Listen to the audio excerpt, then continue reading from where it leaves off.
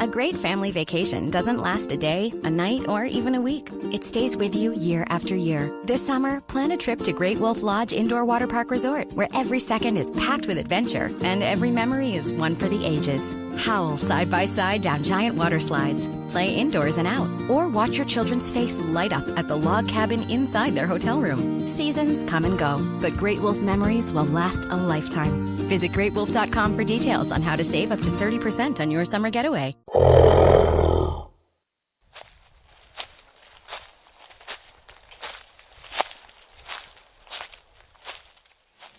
There's something outside. What is that?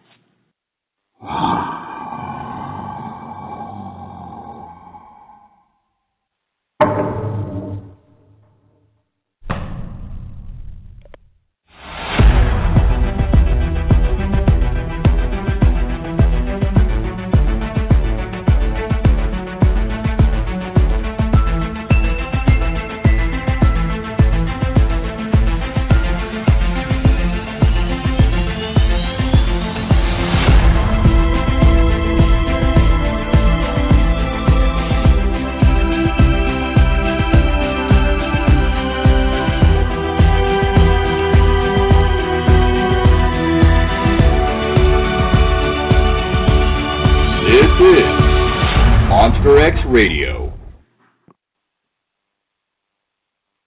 And welcome everybody to another episode of Monster X Radio. Shane Corson here. Monster X Radio is brought to you by Sasquatch Coffee. Have you tried it yeti? And today we are going to be talking Bigfoot in Montana. And more specifically, we're going to cover the Big Sky Conference being held in Montana, in Hamilton. It's the third annual and only Bigfoot Conference in Montana, held September 22nd and 23rd. I'm bringing aboard here Thomas Ertz and Tom Brodhead to talk about the Big Sky Conference. It's like I said, it's in its third year.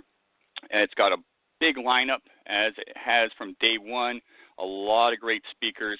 A lot of stuff to cover, and what a fantastic state, Montana, one of my favorite states, and these guys are in the middle of it all, and they're bringing to the public a chance to check out what's going on in Montana and why Montana, and bringing in some great speakers. So I'm going to bring in Thomas and Tom.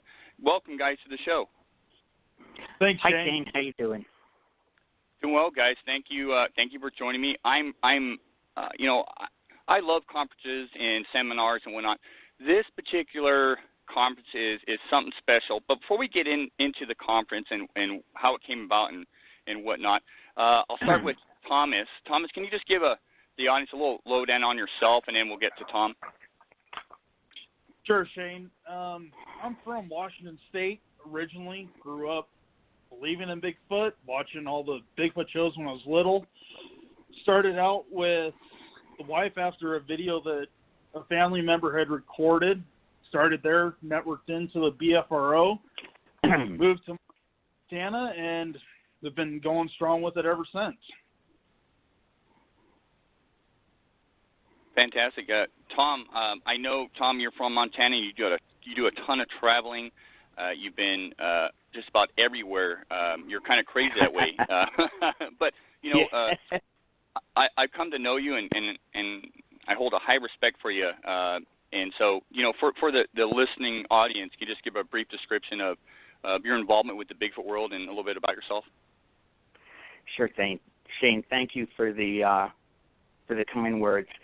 Basically, I grew up in New York, and I first got started with the Bigfoot thing. I read it in Boy's Life. I think I was probably in 5th grade or something, and it just kind of lit a fire. It smoldered a little.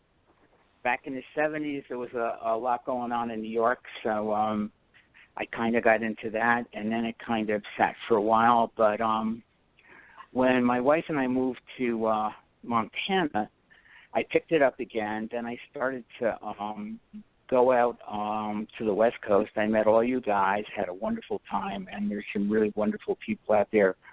Learned a whole lot and just brought all that learning back here. and applied it to trying to just decipher reports and stuff in Montana, and it's been quite an experience. I'm sure it has, it's been a pleasure. Unfortunately, I've never had the opportunity, and I'm going to make sure I fix that to meet Thomas, but I haven't met you, Tom, and I've done a lot of, in the field research with you and gotten to know you, so it's been a pleasure, and but let's get to the Big Sky Conference. The Big Sky Conference held in Montana.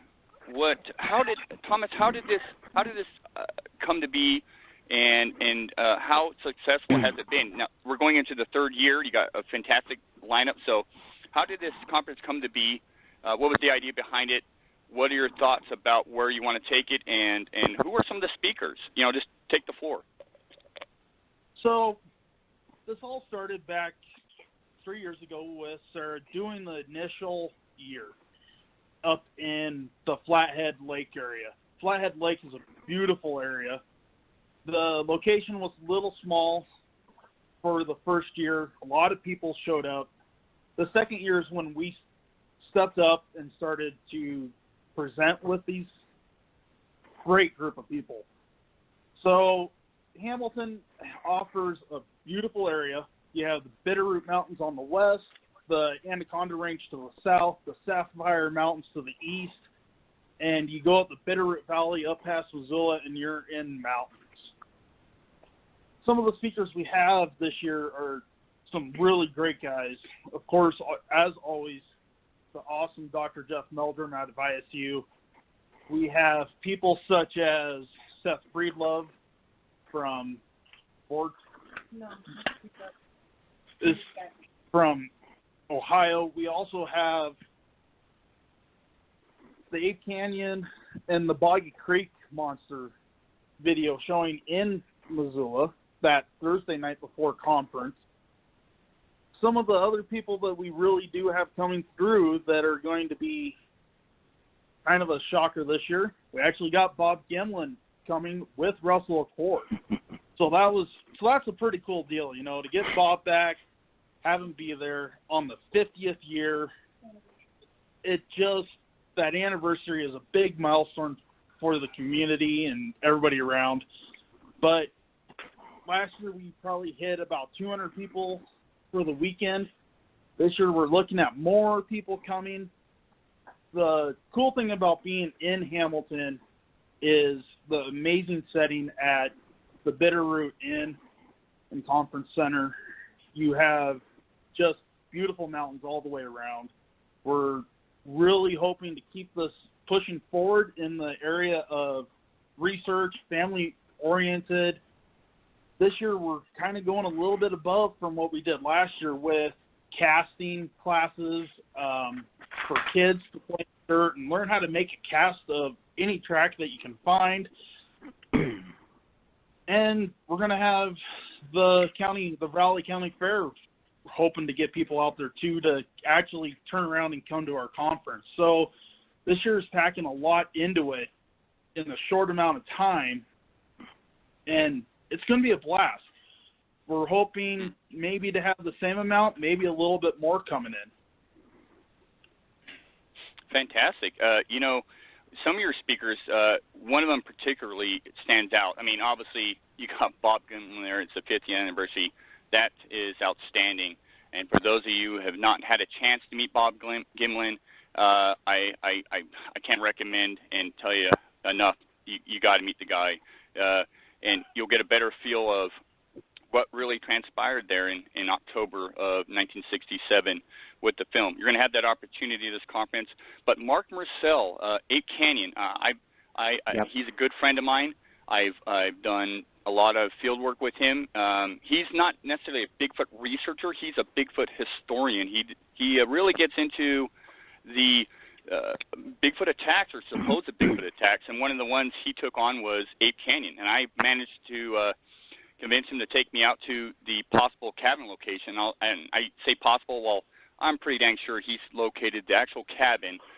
Whether or not the 1924 Ape Canyon attack really occurred or not, and I think it did, but he has located the cabin. He is a fantastic speaker and so knowledgeable and so personable.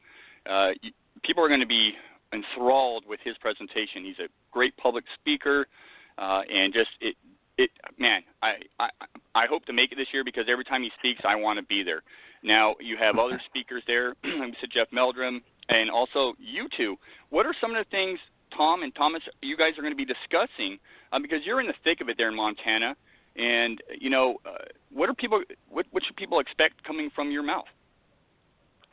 Well, I think we're going to – what we did last year was basically we did the BFRO in Montana. This year I think we'll change it a little, depending on, Tom and I are still talking about it. But from my point of view, I'm thinking maybe some more, personal anecdotes, listening to stories, explaining the reports we've gotten, because we've gotten some really good ones over the last year, and they are fascinating. And then maybe I'm thinking almost just a few minutes on if because Tom and I certainly are not, we're not scientists or anything. We're just, amateur researchers, which is what majority of the audience is anyway. And I think they would probably appreciate someone just talking like, if you want to go out, just go out, go out in the woods, take a walk, let them follow you back, things like that. Instead of going out and hooting and hollering and banging sticks, we're going to give them a little different approach, I think. At least that's what I'm headed for. Yeah. Just to add to that, and last year we didn't really touch much on it. It was a brief glimpse into what Tom and I had done last year prior to conference. Yep. We had an actual indication. We actually had an interaction that was pretty interesting at the end of July, so about a week ago, a year now, that was really cool just outside of where I'm living, up around the Phillipsburg, Anaconda area. And those types of situations, like Tom said, is just walking around, not making a lot of noise, just being there and experiencing the nighttime activity of the mountains and the woods can garner a lot of activity real quickly. And in the afternoon, we had just decided, it was a beautiful afternoon, we decided to take a walk. And we're just walking through the woods, and I heard something that sounded like a little rock clack. And I said to Tom, "Oh, did you hear that?" And he goes, "Oh, yeah, probably the wind in the trees." And then we heard it again a couple minutes later. So I had two rocks with me because I always walk around with two rocks just to do a little clacking thing because I'm not into swinging like Babe Ruth onto trees and stuff. and I hit the two rocks together. About 10 seconds later, I heard we heard two coming back. I said, "Oh, that's interesting." And then we waited a minute or so, hit it again, and same thing, 10 seconds later, we got the same reaction again. So rather than keep doing it until whatever was doing it got bored, we said, "Oh, good enough." But that's the kind of things that can happen to you if you're actually paying attention. And, paying attention in the woods is 95% of what this whole thing's about. Being aware of your surroundings and stuff. So. Yeah, absolutely. And just being in the woods, paying attention, but you have to be in the woods to actually possibly experience some of this stuff, But, well, that's funny you mention that because one of the things about conferences in general, and specifically this conference, is there's a lot of people that can't physically or sometimes mentally make it into the woods. They don't want to. But here's a conference, the Big Sky Conference, where people can engage other researchers and other pieces of possible evidence, whether it's anecdotal or physical, and this conference is going to lay it out for them in a great venue, in a great area, and you do have the possibility, getting out there. One of the key things I think for a successful conference is placing that conference in an area where, if you're coming from out of state, you got this venue and you got a couple of days to spend there and interact with people. But, some people, take their vacation and go, okay, well, I'm going to head out, especially out of towners. I'm going to head to this conference. And, well, what else? I'm going to be 2 days to this conference. Then what I do, or what I do before or after. Yeah. Right in this area, you're going to be able to go right out and get into the middle of it, and you're going to have experienced researchers that can point you in the right direction, can share some of their experiences and encounters, the best hot spots to go to, and for me, that makes for a really good conference. And I know you guys are going to provide that stuff as well as others. That's important, I believe. Yeah. Oh yeah. Well, I have to. Oh, sorry. I'm sorry, Tom. The cool thing about this area in Hamilton, I've actually got my maps out, and I'm looking at it. The maps that I have taken and jotted down all of the known and researched sightings and incidents in Montana, and I'm looking right now at Hamilton. To the east, you have the Sapphire Mountains. There's easily 4 or 5 incidents within about a 20 to a 30-minute drive outside of Hamilton to the east. Okay. So that's a pretty hefty area to be in, and it's a thick wooded area. There's extreme terrain. There's a lot of nooks and crannies that you can drive to on a dirt road and never hit a gate. And then you can go over into the Selway Bitterroot Wilderness area, which is Idaho, Montana border, and that is some of the ruggedest terrain out there. If you're at the conference this year and you look out to the west outside, you see how steep it immediately gets. It takes less than 5 to 10 miles, and you're in some of the steepest terrain that western Montana has to offer. And there's a lot of reports out of that area too. So to have it where we do, you're very well clustered for a Bigfoot outing if you decide to do that, just like you said, Shane. Oh, fantastic. Tom, did you have something to say to that, or?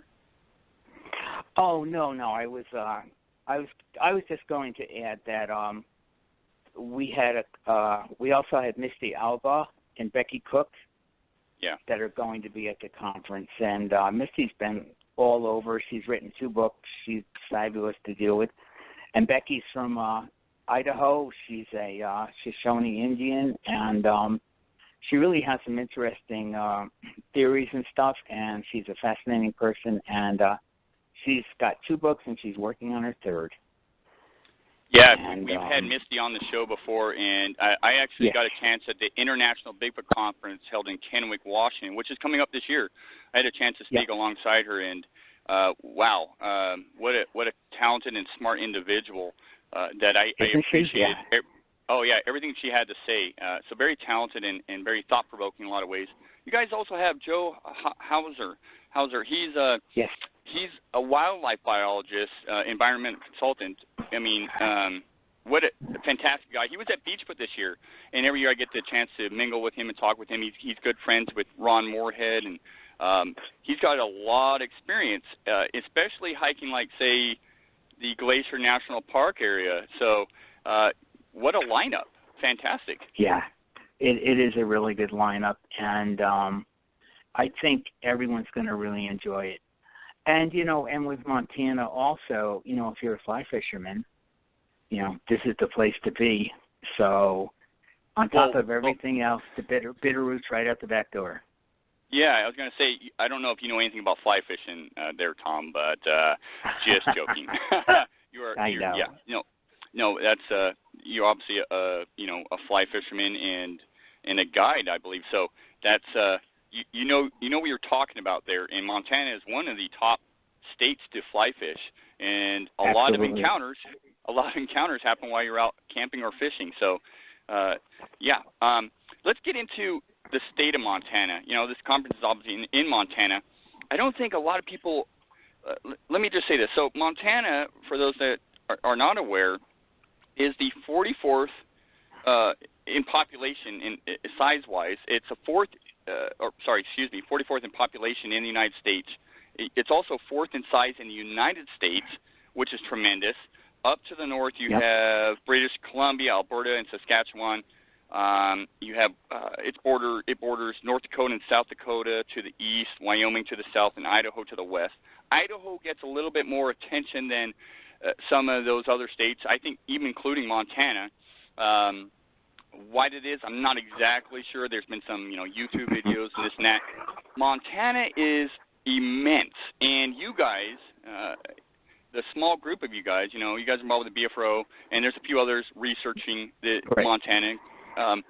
It is unbelievable. If there's something unknown, like a Sasquatch, which I know to be, Montana is a perfect state. So let's talk a little bit about Montana and why Sasquatch would be in some of these areas, and let's get you guys' opinion as to why Sasquatch would be there. And we can start with you, Tom, and then we'll get you, Thomas.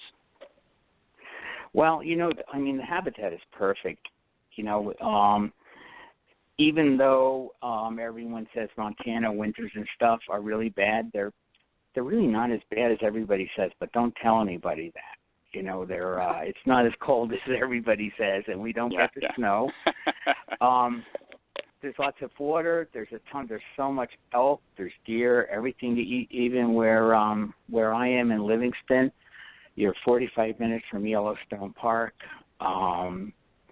It's a pretty and it's desolate. You can walk out your back door. I can look out my back window and see an 8,000-acre ranch that goes as far as I can see. So there's plenty of room.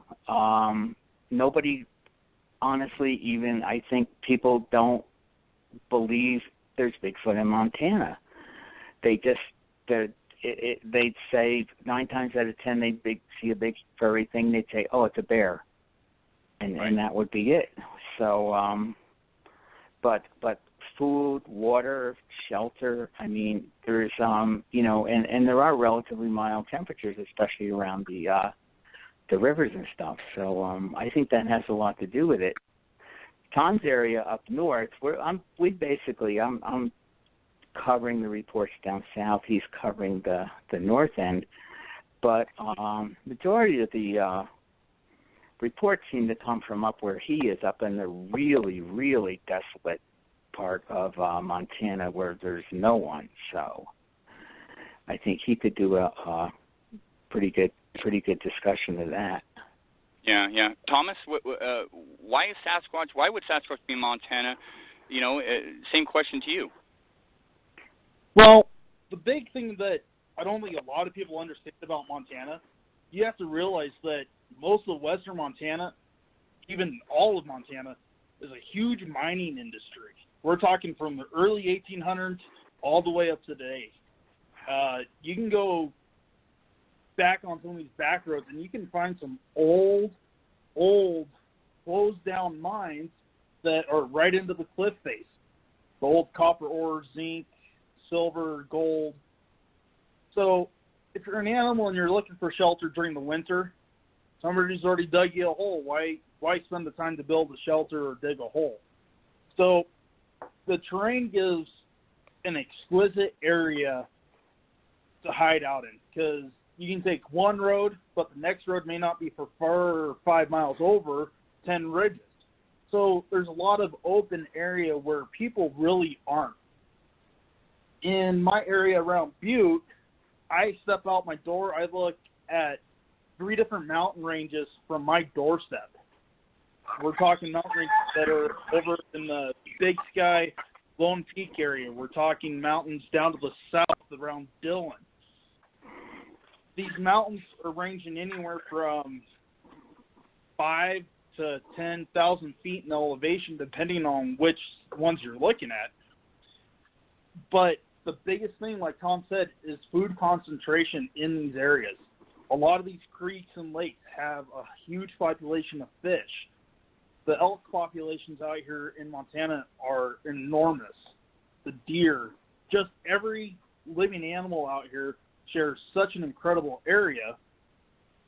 Why wouldn't you be out here? You've got a food source to sustain a very large animal throughout the year with minimal movement, really.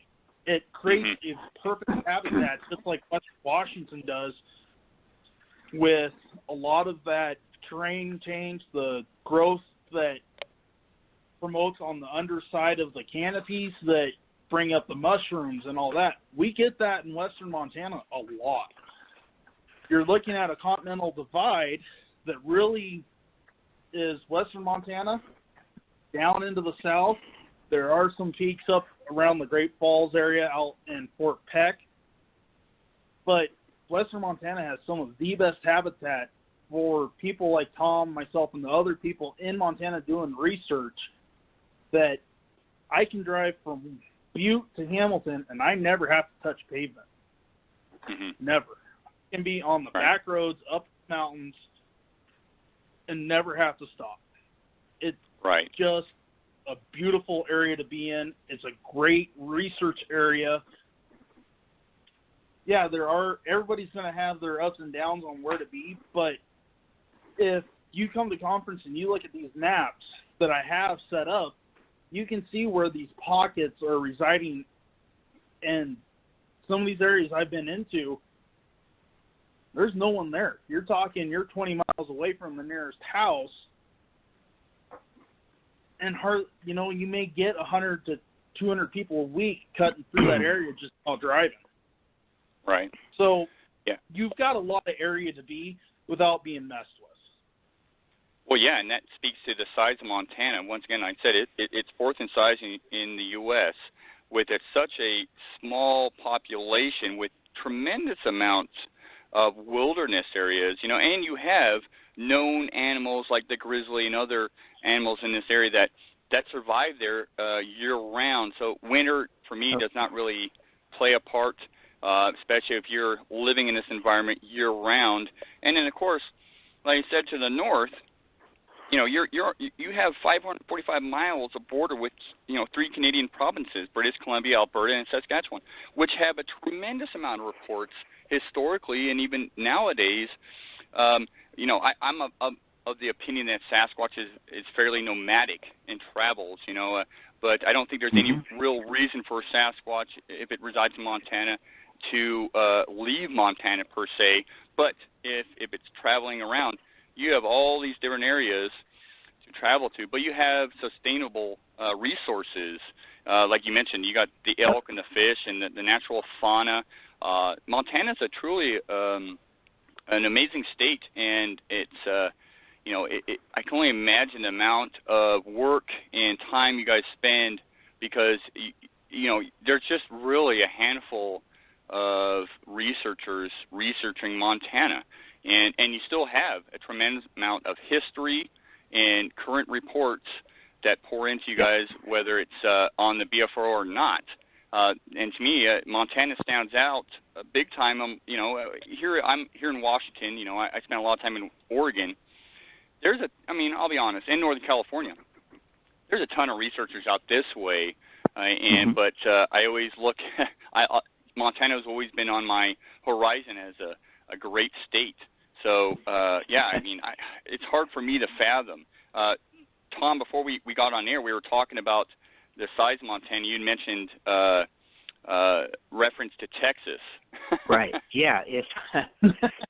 The distance from southern Montana to Texas is shorter than the distance from southern Montana to the top of northern Montana. So it's a pretty amazing thing.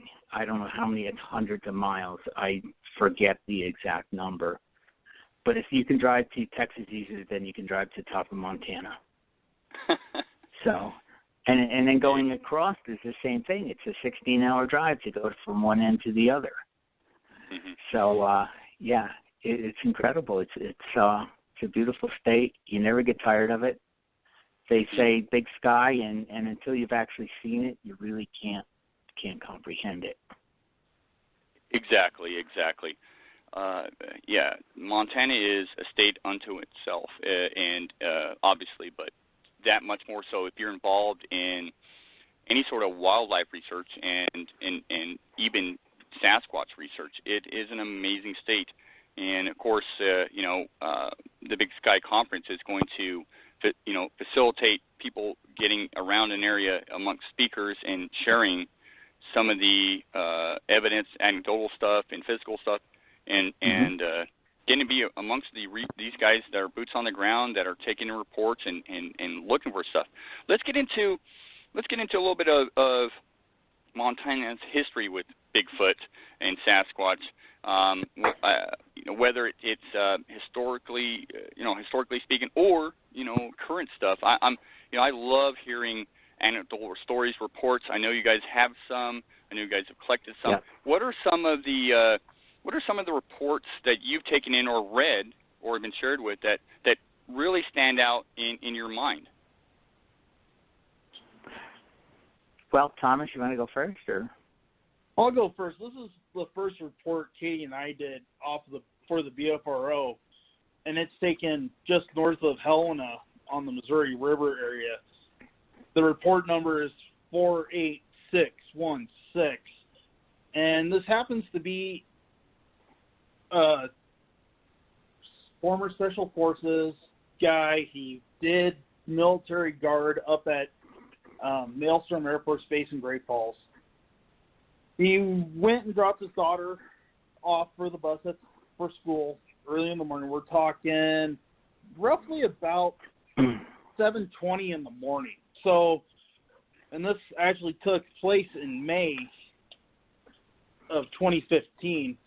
So what you're looking at that time of year is at 7:20, the sun is just starting to come up. You've got a lot of pockets of shadow steel and some sunlight. As he dropped his daughter off and was coming back on their dirt road, he's up above another road that goes down below him and makes a turn, and it's grassy, kind of open. And out of the corner of his eye, he sees movement. A dark figure crossing the road, and in the brief seconds that he saw this, and he actually turned and looked at it, he got a great picture image of what it was. Now, he went another 100 yards. By that time, the hill right that he was driving on changed enough that he lost view, and when he came back to the next spot that he could see down to the corner, this figure was gone. So we do our BFRO, we get a hold of him, we set up a time to go meet him and everything. So we make the drive up there. Katie, my wife, stays with the witness. I drive down in my pickup, and I park on the exact corner where he saw this figure. And he goes, well, I know it wasn't a person. And my wife, Katie, goes, well, what do you mean? He goes, whatever it was much taller and bigger than your husband. Now, I stand 6'1", 6'2". I'm roughly about 30 inches wide at the shoulder, and I'm about 265, 270. So doing this recreate and talking to him, he tells my wife, well, whatever it was at least another 1.5 feet, 2 foot taller than your husband and much, much wider. The reason why we say much wider is because the way the creature was moving, he had a rock to a shoulder, so you could actually see the shoulder swing and see each shoulder present widthwise to him from his pickup in the brief seconds he saw this. The most incredible thing is I asked him what the size looked like to my pickup height-wise. He goes, whatever it was still another 1.5 feet taller than my pickup. Now, I drive an F-150 four-door, so no lift, no nothing. So a stock F-150, that gives you an idea of how tall this creature had to have been walking across this road. And he didn't know what he was looking at. He wanted an answer. He's heard some weird things around his property. The area where this happened has numerous reports. It's actually one of the few tight-knit clusters in Montana. And these range back 10, 15 years, spread out through X amount of time up to now, still going on in that area. So it's a very unique sighting. It's a very unique area to be in because you're right on that border of heading out to Great Falls and into the plains. You get a sense that whatever was there was making a crossing through the mountains in and out of wherever it was pulling out or homing in an area. It's a very amazing sighting. Mm-hmm. Yeah. And this is a retired special forces guy. This is this I would assume is a trained observer, and those are reports that I really key in on, that I really hunker down. I was up at the Olympic Projects expedition this past weekend, and I got to hear a story from a former Marine that floored me. A guy that quite honestly did not want to share his encounter, and his encounter was viewed by by about 6 individuals in his platoon. And it was amazing to hear in person, and obviously a trained observer in an area. It was North Carolina, and he was as a Marine. This guy's seen combat. He's retired now and everything, but his detail was tremendous. And this is not an encounter or a story you're going to hear anywhere. And so those are the ones I really key on. I've not heard this particular what you described right now, Thomas, anywhere. Are those reports that you really key on? I mean, this guy seems very credible. I mean, what was your thoughts when he was reliving what he saw? Well, I wasn't there with the initial recreation. Right. The big key for me was a trained observer, like you said, somebody that has to recognize what they're seeing in an instant and make a decision on what's going to happen. People like that tend to be the most perfect person. This is another one that is an ongoing investigation, an ongoing area of research that is private property. The husband and wife, the husband is a former police officer, once again, trained to observe in an instant and figure out what he needs to do. Mm-hmm. And this is just outside of where I'm living in Butte. Him and his wife walked up to another part of their property and saw one crouched down behind a tree. Well, the thing that he didn't realize where he saw this creature, right behind the tree is a game trail, an active game trail. And we didn't recreate. It was partially hidden behind the tree, but where the shoulder that he saw in the height that a crouched position, even myself, was still another size of me up. So we're talking something in the 8-foot range. So that happened. We talked to him in August or July.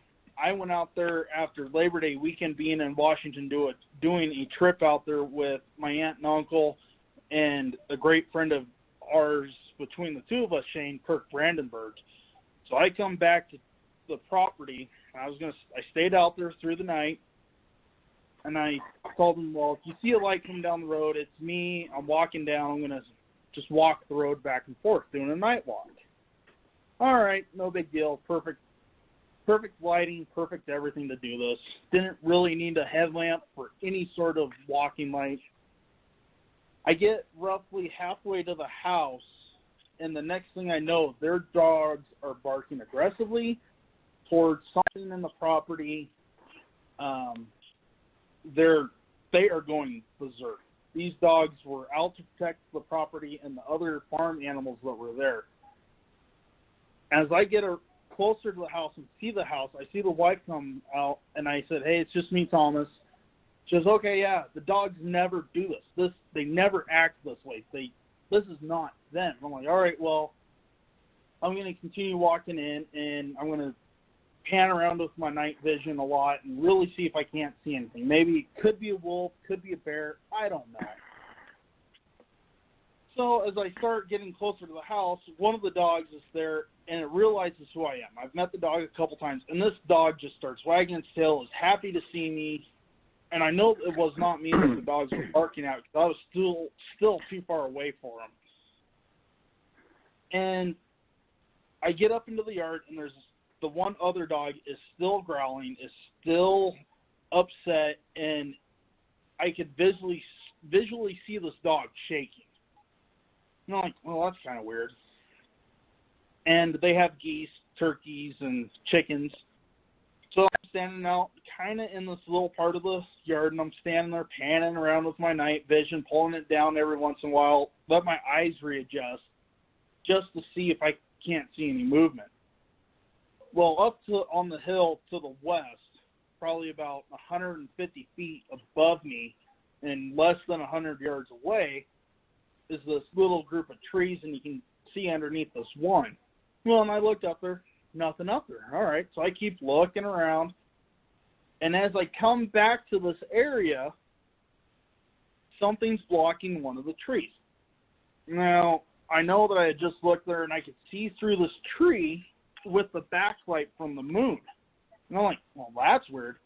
At the same time, I see a figure turn to its left and take a step and disappear back up behind some more trees. Well, my first thought is, well, this is interesting. I'm thinking it could have been an elk, could have been anything at this point. But something didn't sit right with me with the way it moved. So I was like, all right, whatever. I'll hang around a little bit more, see if anything else happens. By that time, the dog, after I saw whatever it was turn and leave, the dog that was shaking and still growling stops, settles down, and is completely relaxed, no problem whatsoever. I'm like, yeah, that's really weird. But I don't know what this figure was. The tree that is overhanging would have blocked about right at the top of the shoulders up to the head. I'm like, well, this could be a bear standing weird or however it's positioned. I don't really know what that up there looks like. I'm like, well, in the morning, I'll walk up there. I'll take some photos of the area and really show where this figure was standing. Go back, go to sleep, come back, get there right at sunbreak. And I'm looking around, walk up there, and I'm going, something doesn't fit right for a bear to have been standing there on its hind legs and then turn and walk away because of how uneven this ground is. We're talking some broken up rock, rocky terrain, and a lot of brush, a lot of undergrowth brush that for a standard black bear, which the height could have been correct for, would have had a hard time standing there. And it just still leaves a lingering feeling, okay, what was it that I really saw? Was it a bear? The one thing I do know it was not an elk, because the body proportionate and the way it turned was wrong. If it was an elk that had turned and walked away from me, I should have seen that elongated body following with and I did not see that.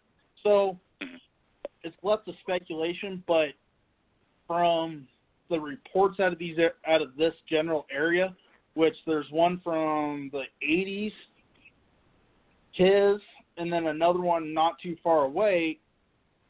Is the credibility there? Yes, but is a definitive answer there? No. The sad part is I had taken my night vision down and didn't have it recording, so I'll never truly know. Mm-hmm. Mm-hmm. Well, I appreciate that because you're not definitively stating anything, and I think that's important to note. I think I admire researchers that unless it's they've had this sighting, absolute clear sighting, as long as they stick to the facts, I have no problem with that. And it sounds like, it definitely sounds like exactly what you're doing here. Before I get to Tom, though, is there any other anecdotal stories that you have taken over that stick out in your head in the state of Montana? Anything like that? The ones that do, Tom has taken over control of acting them, and they're from our last year's conference that we gathered. He's got a couple great ones that I know he's probably dying to share. So I'll let Tom take over. Okay.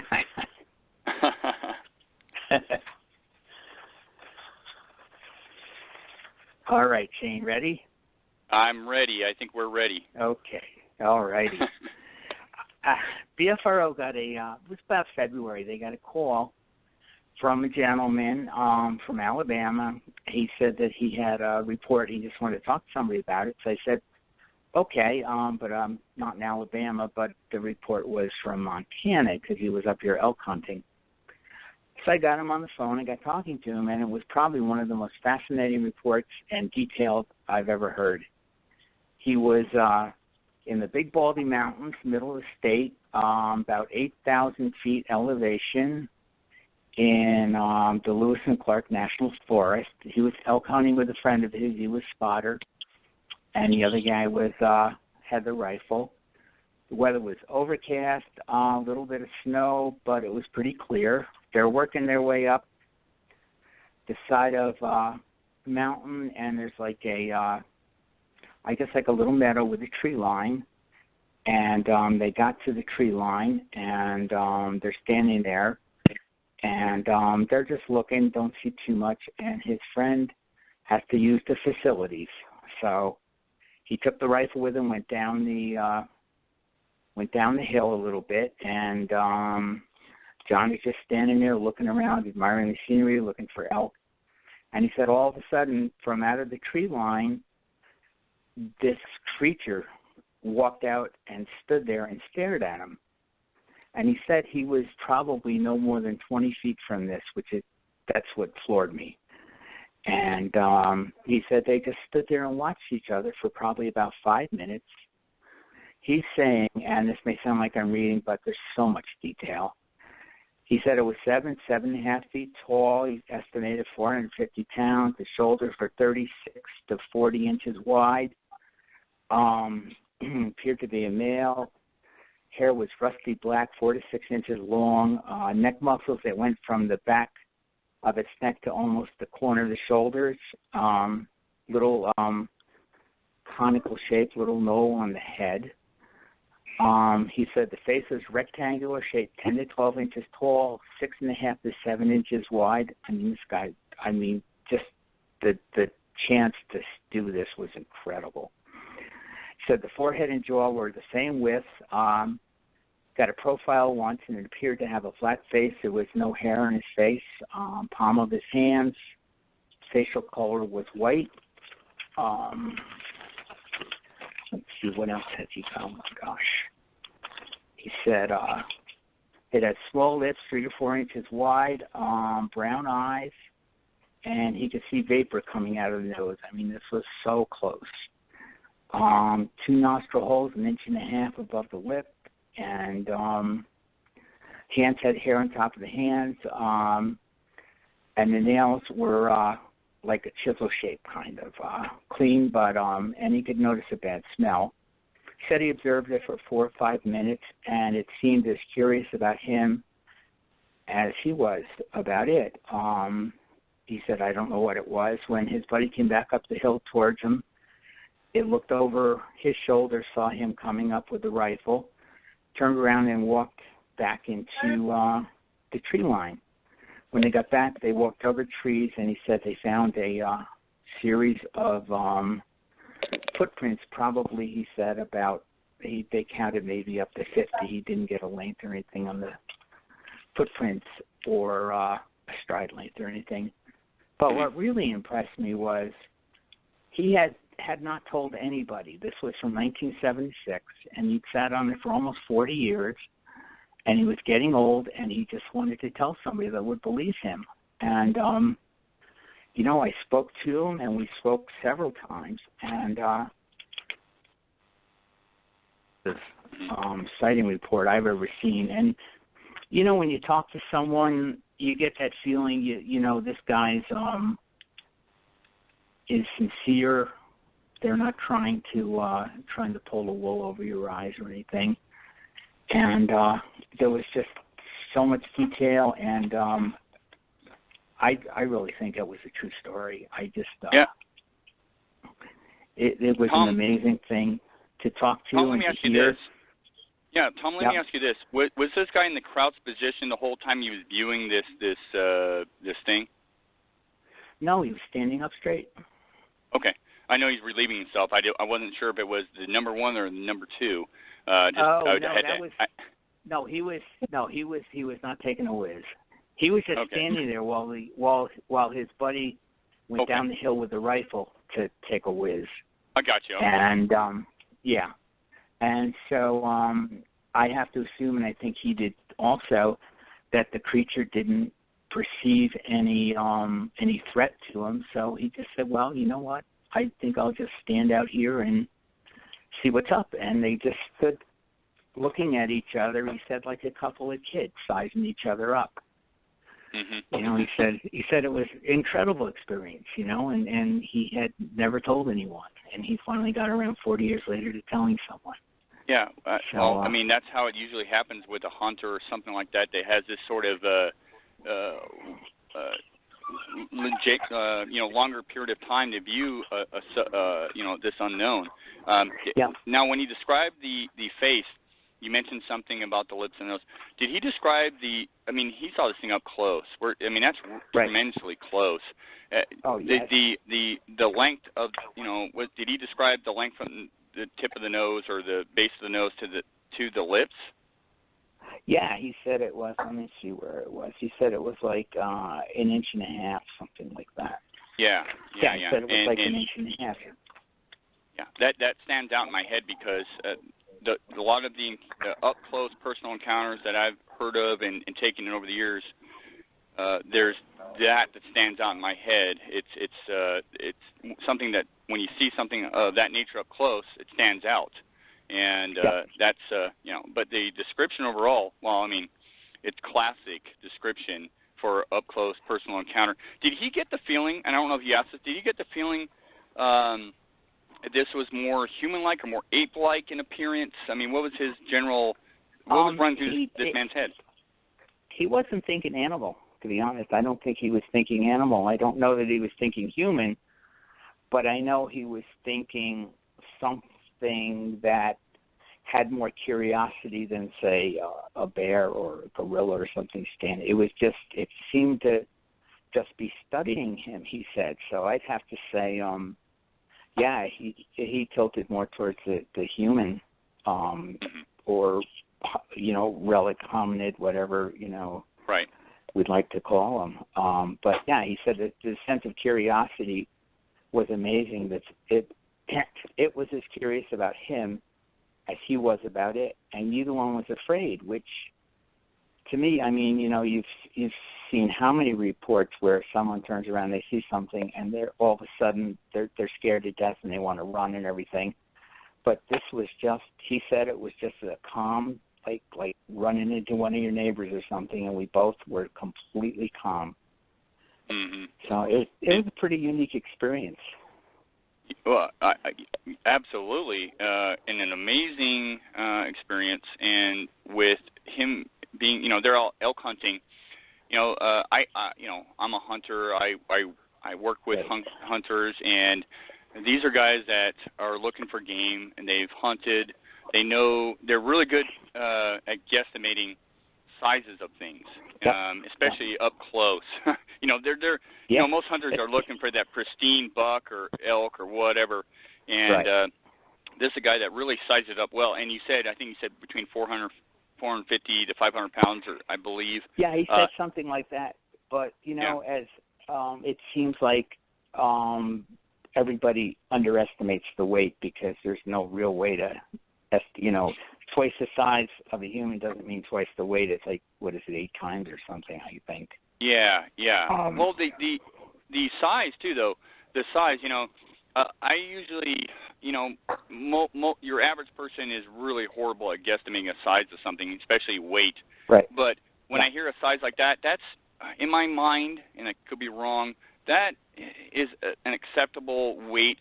I know I've heard credible reports where Sasquatch is quite a bit larger, but that sounds like a really good size weight. Of course, you're talking about muscle or fat and the weight of that. I get that.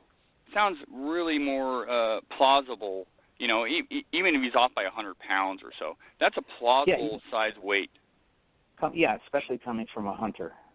Exactly. Yeah. So, now, with these reports, are you guys, and if you have any more, please share anything that comes to mind that stands out. But with these reports that you've taken in, that you've read about, that you've studied, that you have gone out in the field and done some research on, are there any patterns you're seeing? Not just with the sightings and the descriptions of what people are witnessing, but the areas, is there anything sticking on your mind that you guys key in on? Well, for me,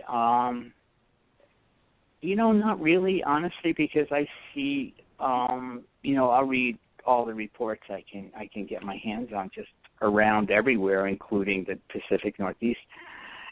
And it seems like there's a general type of area, wooded, little isolated things. But, they've been seen in so many different locations.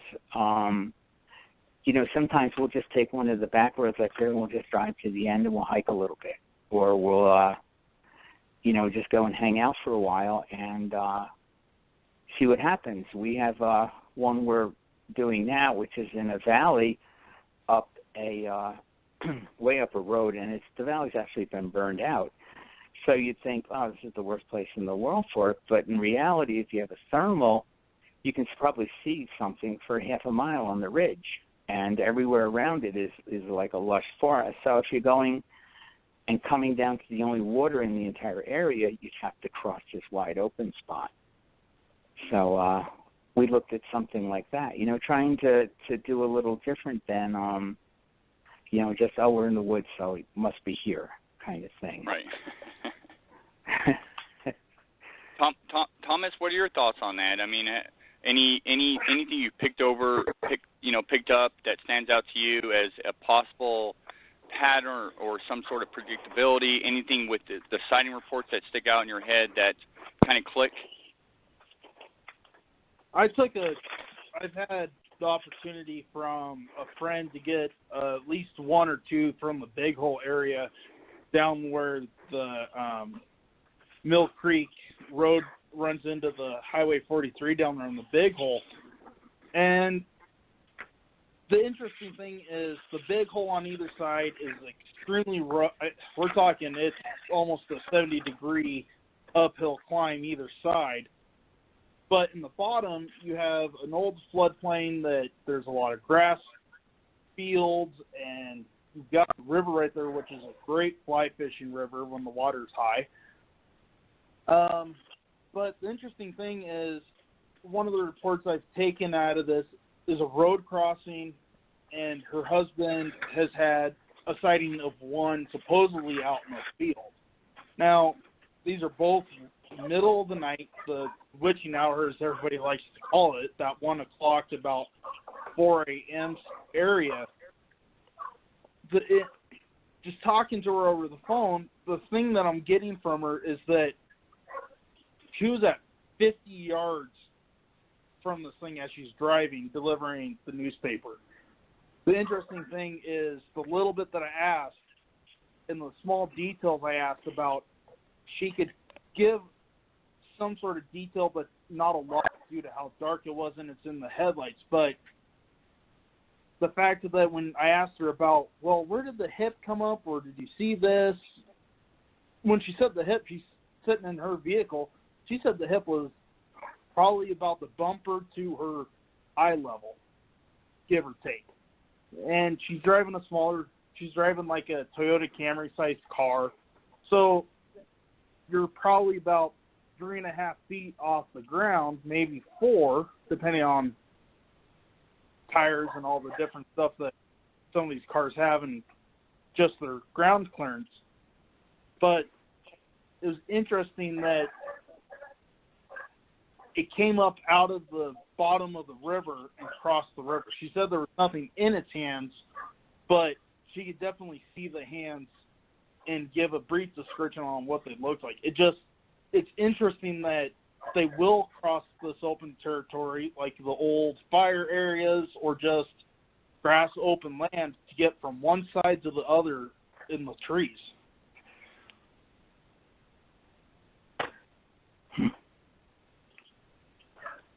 Yeah, Thomas, I've got to ask you too.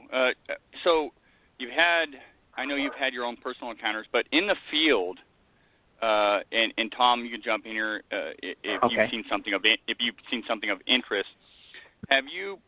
What are some of the things you've taken away? I mean, what have you seen in the field? Whether it's a track impression, some sort of anomaly what have you seen in the field?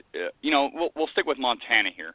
That right. you found or have found to be compelling or really of interest, whether it's your own personal experience or in someone else's encounter or experience. Oh. Well, I had one right here, right? I'm in Livingston next to Bozeman in southwest Montana, and it seems like the last place in the world.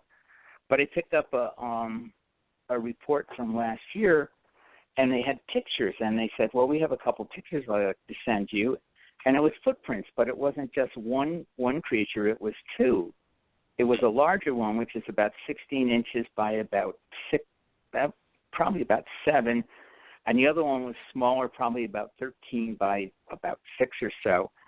And there was a couple that spend their weekends, they go out on the trails and stuff, and they have a whole app on their phone that identifies footprints, and they go out and try to identify different footprints. And they came upon these two, and they're like, nope. And then all of a sudden, the woman said she got the chills, and she looked over her husband, and he looked at her, and she said, Bigfoot. And it looks like it. It's got 5 toes. It's a nice flat print. And what the trail is, it's hardtack, but when it rains, the sides of the trail get muddy. And at one point, the bigger creature had stepped off once, and then a little farther down the trail, the small one had stepped off on the other side, and there were just 2 tracks. And I can understand why there's 2, because the trail basically is hardpack, and normally you would never get an impression on it. So that really, and that's probably 6 miles from my house, and you think of in Oregon and Washington, and say, okay, that's possible.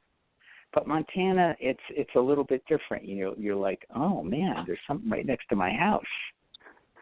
So that made a real big impression. Yeah, no, I bet it would. Is there anything you guys? When it comes to stick structures and things of that nature. Where do you guys lie in that, personally, between the both of you and separately? How much do you take to the bank? What do you think Sasquatch is capable of, and what do you think you can maybe possibly attribute to Sasquatch behavior? Is there anything that stands out that way, whether you've seen it or heard it? I have things in my head that I've seen that I possibly attribute to a Sasquatch, but could be possibly known behavior from a known animal. Is there anything, is there anything you attribute that could be a Sasquatch behavior while, out in these areas? The hard thing out here in Montana is a lot of the forests out here have been hit really hard with a beetle kill in some of the lodgepole pines. So fallen trees are everywhere. Now, so anything that we see laying over or anything like that, you have to take at like a 1% possibility that it'd be Bigfoot, a very small selection. Yeah. The area that Tom and I had a vocalization with rock clocks the next day and that type of thing, the trail that we were following from where we had parked, we went down and then back up. On the downhill side, there were some interesting ways that the trees and branches had been laid into this game trail, and you could tell that the game trail course went around them, but it's hard to tell. Could that have been just natural deadfall, or was this actually placed here? We can't take any of that really seriously unless we have something substantial to point that, okay, this could be Bigfoot. But out here with this pine beetle kill that is just everywhere out here, it's so hard to make that determination. Oh, no, that is truly well said. Up here in Washington and Oregon, we had quite the winter. A tremendous amount of snow and stuff, and the winds and everything. And some of the areas that I research in were unrecognizable because of the amount of wind and tree fall and just the weather we had. It was crazy. I didn't recognize some of these areas, and now these areas where there's been sightings and some possible encounters, some things that I've been partaking in, but quite quite honestly, I pretty much ruled out everything because you could get all sorts of. It's a sort of pareidolia. You can read into it as much as you want. You can look funky, but nature does some funky things. It does some weird things, and a lot of people get stuck on the fact that they've heard something weird or maybe even seen something weird, and then attribute that to their sighting, and then you begin this long cycle of constant activity, which is truly just in the mind. I don't think Sasquatch is. I mean, we haven't proven the existence of him or her yet. Why would they leave a trail to their discovery? I don't buy into it a whole lot. Now, do I think some of the stick breaks and structures? Yeah, there's a possibility there. I've been working with the Olympic Project on this nesting area, and there's twists and breaks that something built these nests. And we're not saying Sasquatch built these nests, but something broke off the huckleberry in these areas and twisted the huckleberry from all sorts of heights, upwards of 9 feet sometimes, and downwards to 2 feet, and brought it back to these nests. Now it looks like there's no teeth marks, and something snapped these off, but we didn't see Sasquatch build these nests. And so when I hear of stick formations and glyphs, particularly, I kind of, I'm very reserved.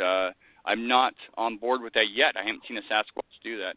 And so, it's very refreshing to hear someone like yourself, Thomas, mention that. Because, is there that 1% chance? Sure, absolutely. I walk through the woods and I snap stuff off, if I can. I just, sometimes I'm just walking by and I snap stuff off. Well, other hikers, bear do this. I was up at Mount St. Helens a couple years back, right at the base of Mount St. Helens, and I saw this really odd, fresh tree break off a sapling, and I thought, this is odd. And, I'm not just going to take a picture and walk away. No, I looked at this area, and I realized that I can see what I thought was probably an antler mark. And then I saw, after further investigation, I realized that this was an elk that had done this. I could see the elk tracks. Elk had either done on purpose or had gotten its antlers caught, its rat caught up in this sapling and then snapped it.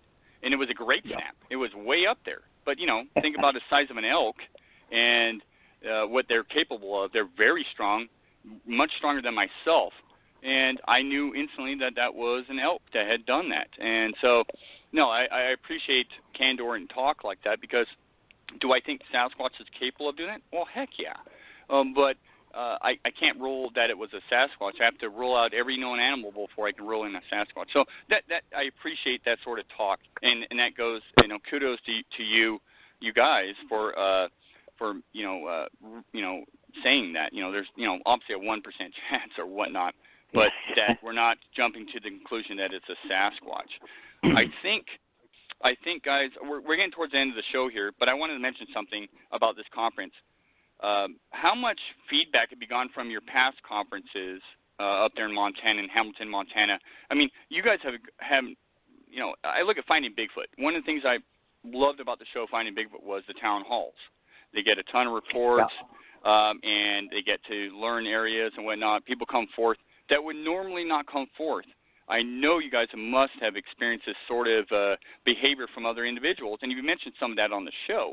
But do you expect the same this coming conference? Because, that's half the reason, I'll be honest, the majority of the reason I attend these conferences, whether I'm speaking or not, is to hear from people in certain areas that will not normally come out on Facebook, social media, or in the public, or talk about it anywhere. But at these conferences, this is their one opportunity. Do you guys experience the same thing? Totally. Yeah, the conference kicks off at 6:30 on Friday night with a movie and presentation by Seth Breedlove. And then Tom and I are going to do a basic town hall meeting, figuring that, and this was Sarah's idea, that, people see the movie, they get hyped up, and they, want to tell someone about their experiences and stuff.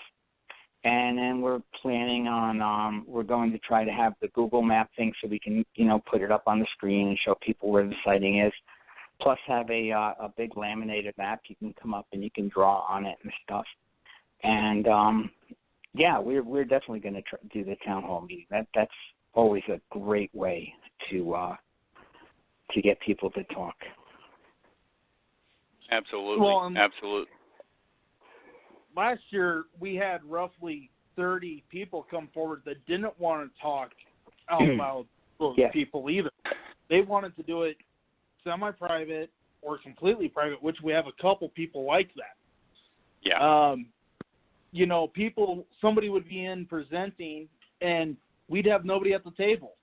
Well, then all of a sudden you'd get somebody that would wander in, and they would just start opening up. I don't know how many people I talked to about that. Kind of missed out on that due to his ankle from last year, but it was interesting to have somebody in presenting, somebody that you would think people would want to listen to, but they'd rather tell their story to somebody that wants to sit down and listen the whole entire time. That was amazing, and like I said, 30 may not sound like a lot, but when you come from a state where word of mouth and your personality and who you are is a big deal, it changes a whole perspective on what you have to think about as far as what some of these people, how they talk and how they interact with people with a questionable situation like Bigfoot. Thomas, that is 30 is a tremendous number in my book, and I've been witness to similar numbers at many conferences. And then you have to think about this. So you have 30 people, or these 30 individuals that come forward at a conference, that attend the conference and just want to share an encounter, a story, or a sighting off the books, off the radar. How many more have not done that? How many more? That 30 is a tremendous number. And then you get into, well, how many more people have not come forward or have not realized what they were around? That, to me, stands out as it's amazing. And I think we'll see that this year is with a bigger presence that we are trying to promote with this. Like I said, I'm going to be at the Ravalli County Fair doing a free stage deal where I'm going to do a Bigfoot call contest to win some tickets to the conference in a small town hall there to try and garner some more interest and to get those people that we aren't meeting, that aren't wanting to talk, to come forward at conference, or at least show up and try and set up a private meeting with us. So with the county fair and conference, we could easily see our numbers go up from last year. And like you said, Shane, 30 is a great number. We were expecting maybe 10 or 15, but we nearly doubled that. So absolutely. So, Thomas, we're going to end the show here. Where can people purchase tickets to this event? And let's talk again about the venue, and where it's going to be taking place. And then, just run with that. Okay. Tickets are available at Big Sky Bigfoot Conference.com. That's their website. You can also go through their Facebook page, which is Big Sky Bigfoot Conference, and figure out and get the tickets through there. The other way is you can come to the county fair the Labor Day weekend in September, the Labor Day weekend. We will have a table there, a booth, along with our free stage deal. You can get tickets then too. We encourage people from wherever they are to come and at least see what Montana has to hold of Bigfoot in a beautiful setting of Hamilton, Montana. Oh, fantastic. And, for myself and Gunnar Monson, who's not here this evening, we hope to make it. And, I know this is going to be a tremendous opportunity to, whether you're an enthusiast, an amateur, or someone just interested in the Bigfoot subject, this is the place to be, especially in Montana. If you're in the surrounding states or really interested in learning about what's going on out there, this unknown thing, this is the place to be. You're going to have a tremendous amount of individuals coming forth to talk about Sasquatch. You're going to have science involved, and you're going to have a chance to meet Bob Gimlin, Jeff Meldrum out of Idaho State. This is going to be a fantastic conference. I'm super excited for you guys. I know that this is going to be one of those things where it's just going to, over the years, going to build and build and build. But you know what? You guys are going to be sharing a lot of knowledge, experience, and know-how. And hey, people, get out to the Big Sky Conference held in Hamilton, Montana, September 22nd and 23rd. Be there. I'm looking forward to talking to you guys more about the conference and your research down the road, and I just want to thank you both for being here. We'd like to thank you a lot for having us on. Thanks, Shane. Thanks for having us on. We really appreciate it. Absolutely, guys. You guys have a great evening, and just thanks again, and keep us posted on any updates for the conference. Feel free to share on Monster X Radio on our Facebook page or monsterxradio.com. We're going to promote the snot out of this because I think this is a great venue. You guys are both fantastic researchers who have, this conference going on with a bunch of great people. And so kudos to you guys. Best hopes for a great conference. Thank you. Thanks, Shane. Thank you. Good to see you. This conference is going to be fantastic. And, there's a lot of conferences out there, but, Montana, this is it. This is it in the state of Montana. And you're going to hear from individuals that live it. I mean, they're out there researching. They're interacting with individuals that have had experiences, encounters, and they've done their homework. And you're not going to get bull from these guys. Straight-laced, straightforward evidence and conversation, both anecdotal and physical. And so kudos to those guys. Great conference. They got some, Dr. Jeff Meldrum. I mean, wow. He's working alongside the Link Project. He's probably going to share some stuff about the nesting site that the Link Project is working with. And if not, ask him. He's very, that's what these conferences are about. Interacting with researchers, enthusiasts, and whatnot, and scientists. So I highly recommend this event. And please, if you're in the area or not, this is going to be a great conference, people. So please look it up. Tickets are cheap. And, guess what? If you're taking a vacation and you want to go out to this area, conference is 2 days. You got, possible Bigfoot out your back door in these areas. And these guys will lead you in the right direction, no doubt about it. So anyways, I want to thank everybody for listening this evening, again, to Monster X Radio. And for myself and Gunnar Monson, we say squatch on. Have a great week, and we'll see you next Sunday, 4 p.m. Pacific, 7 p.m. Pacific, or Eastern. And we just thank you again for joining us.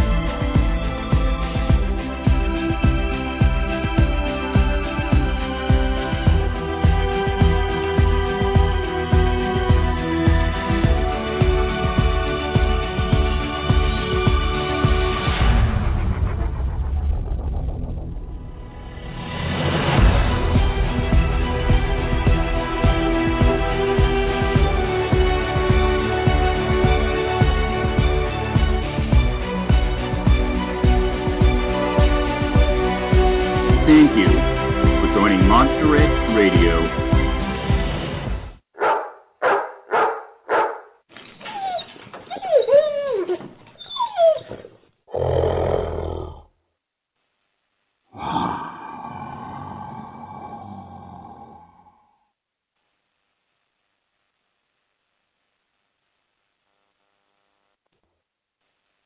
At Carl's Jr., we're all about classic food and proving people wrong. Folks said we couldn't be known for the juiciest chicken sandwiches around, so we do chicken the right way. Juicy, never dry. Our charbroiled club barbecue and Hawaiian chicken sandwiches have no antibiotics ever. And charbroiling, that seals in the bold flavor. And that tastes like proving people wrong. The new juicy charbroiled chicken sandwiches, only at Carl's Jr. Get the Hawaiian before it's gone. Hawaiian chicken sandwich available for a limited time only at participating restaurants. No antibiotics ever, refers only to chicken breast fillet. A great family vacation doesn't last a day, a night, or even a week. It stays with you year after year. This summer, plan a trip to Great Wolf Lodge Indoor Water Park Resort, where every second is packed with adventure and every memory is one for the ages. Howl side by side down giant water slides, play indoors and out, or watch your children's face light up at the log cabin inside their hotel room. Seasons come and go, but Great Wolf memories will last a lifetime. Visit greatwolf.com for details on how to save up to 30% on your summer getaway.